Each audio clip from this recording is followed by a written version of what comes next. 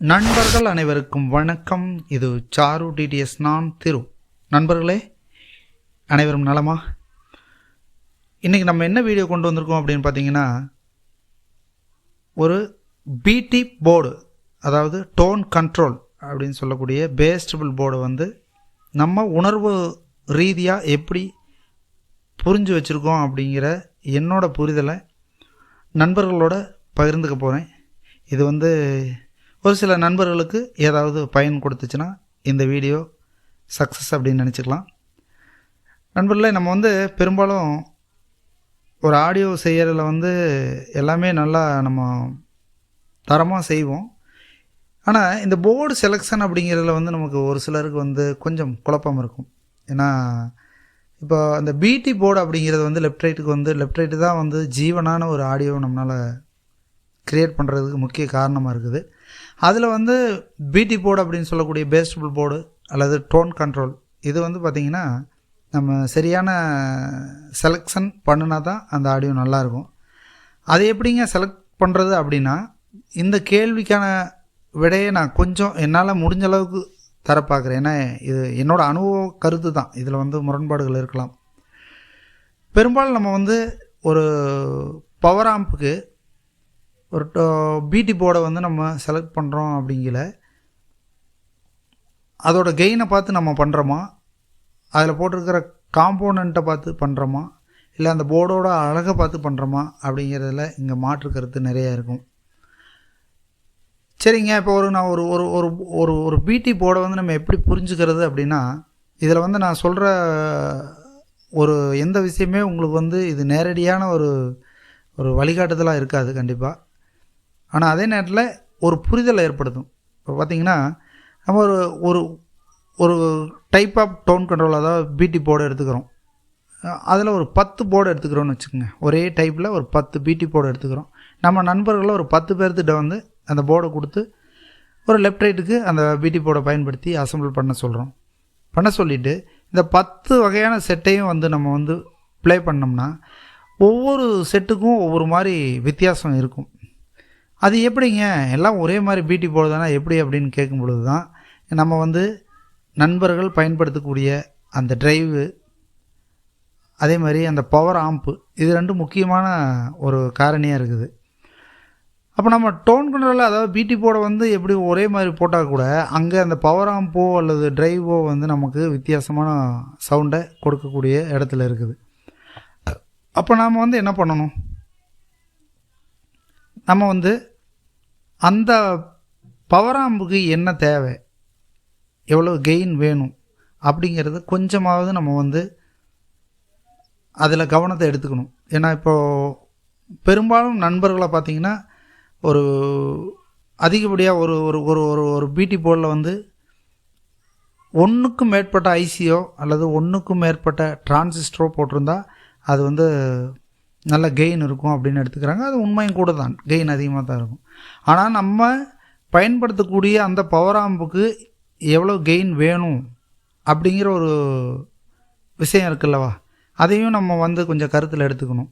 ஏன்னா இப்போ ஒரு பவர் ஆம்பு வந்து நம்ம ஒரு 100 வாட்ஸில் ஒரு பவர் ஆம்பு நம்ம வந்து அசம்பிள் பண்ணுறோம் அப்படின்னு வச்சுட்டா லெஃப்ட் ரைட்டுக்கு, அந்த பவர் ஆம்புக்கு 100 வாட் அப்படிங்கிறதுனால நம்ம அதிக கெயினோடு தான் அதுக்கு வந்து ஒரு பிடி போர்டை செலக்ட் பண்ணணும் அப்படிங்கிறது இல்லை.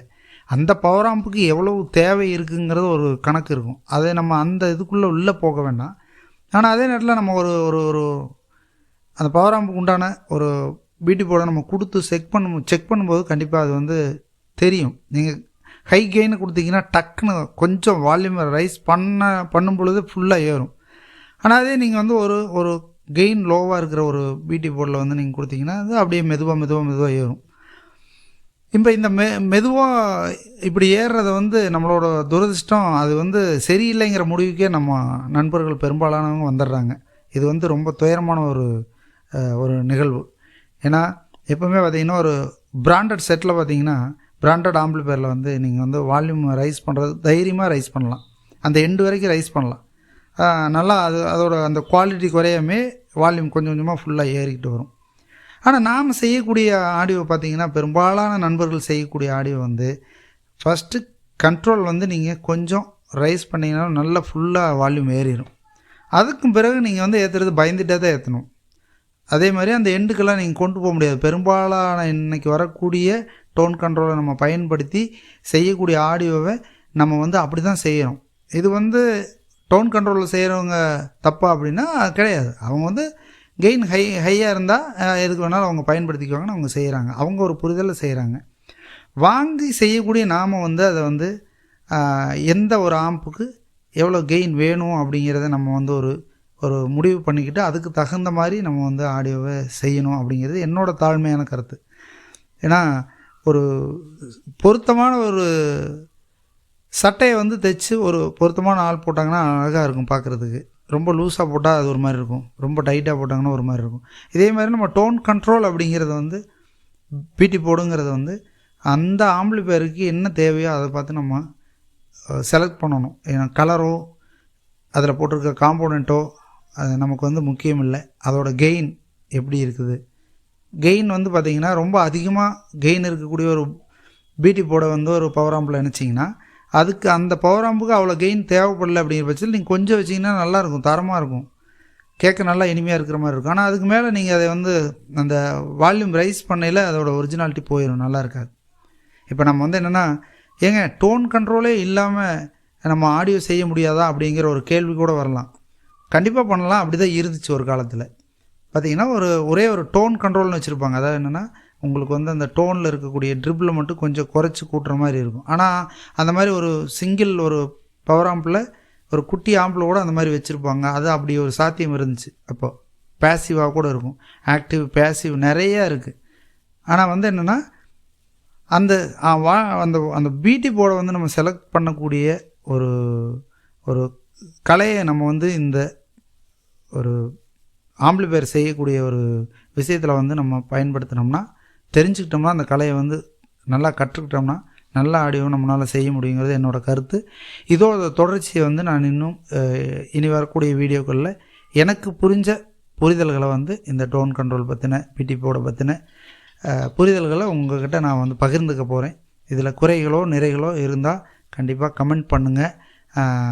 இந்த வீடியோ வந்து உங்களுக்கு பிடிச்சிருந்தா நண்பர்களுக்கு ஷேர் பண்ணுங்கள். மறக்காமல் இந்த சேனலை புதுசாக வந்திருக்கிற நண்பர்கள் சப்ஸ்கிரைப் பண்ணுங்கள். நம்ம சேனலுக்கு ஆதரவு கொடுங்க. இன்னும் நம்மளால் முடிஞ்ச அளவுக்கு நிறையா தகவல்களை திரட்டி கொடுக்க பார்க்கலாம். வருங்காலத்தில் இனி வரும் காலத்தில் இது சம்மந்தமாக ஆடியோவில் வந்து நல்லா டாப்பில் இருக்கக்கூடிய நம்மளோட நண்பர்